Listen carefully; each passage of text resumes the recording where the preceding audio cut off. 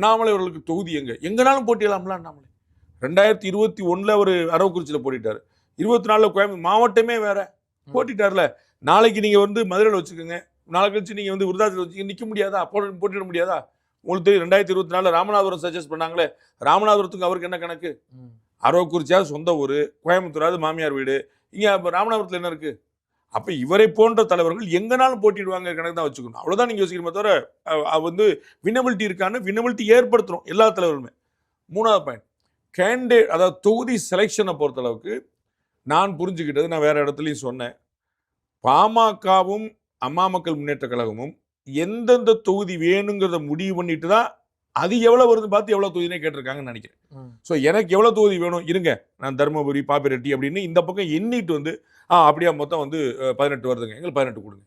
இந்த பக்கம் அண்ணன் டிடி எண்ணிட்டு அப்படியாங்க எனக்கு 11 தொகுதி கொடுங்க அப்படின்னு எவ்வளவு வேணுங்கிறது எண்ணிட்டு தான் கேட்டிருக்காங்கன்னு எனக்கு தோணுது. ஏன்னா அவ்வளோ ஸ்ட்ராங்கான அவங்களுடைய பொசிஷனை ஏற்கனவே இருந்தது, கட்சி வாங்கினது, அவங்களுடைய ஓட்டு வாங்கினது, அங்கே முக்கியமான கேண்டிடேட் எல்லாம் பார்த்து வாங்கிட்டாங்க. வேற பிஜேபி கேஸில் அவங்க எந்தெந்த தொகுதிகள் மிச்சம் இருக்குதோ அந்த இடத்துக்கு வந்துட்டாங்களோ அப்படிங்கிற ஒரு கேள்வி.